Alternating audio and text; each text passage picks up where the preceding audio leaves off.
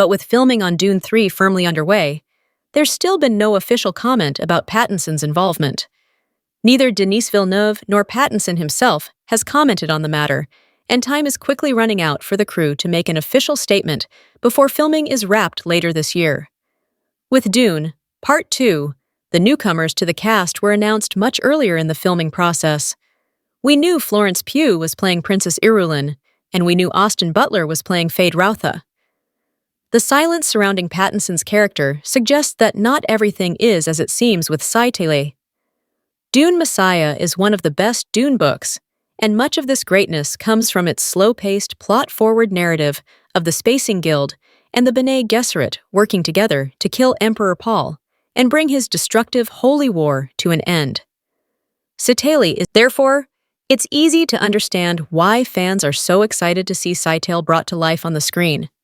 He's a charismatic, manipulative villain with a strong personality and fascinating powers. It's no wonder people want to see Pattinson tackle this juicy role. However, the biggest problem is that Scytale logistically can't be played by a single actor. The whole point of Scytale's character arc is that he's constantly in disguise, employing different faces and assuming new identities to put the pieces of his plan in motion. In many ways, there is no real Scytale, just the vast array of disguises that he uses to get closer to Paul and trick his allies. In order to maintain this key element of the book, Dune 3 needs to use several different actors to play Scytale. There needs to be a face that he uses among his fellow conspirators, a face that he uses among the Fremen people on Arrakis, a face that he uses to trick Paul.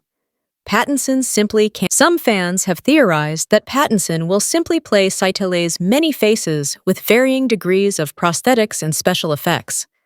While this is a very creative way of overcoming the problem, it seems like a weak in-universe excuse.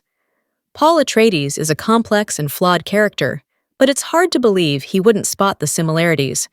Having multiple actors adopt the many faces of Scytale is the only way to demonstrate just how skilled and technical his face dancer abilities are.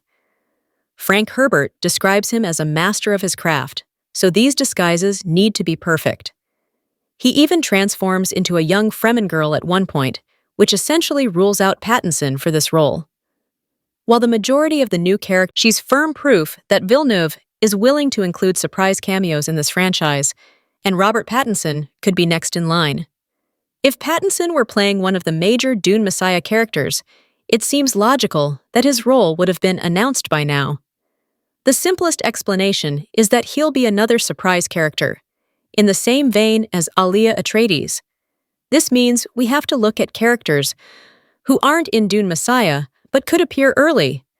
The most interesting candidate is Prince Faradin, the heir to the Carino Empire through Irulan's sister, Princess Wensitia.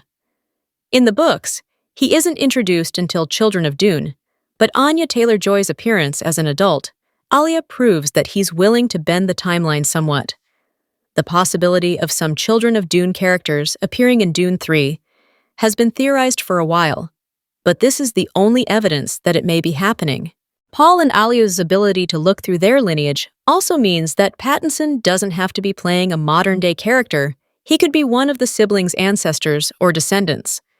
This means that even characters like Leto II Atreides aren't off the table.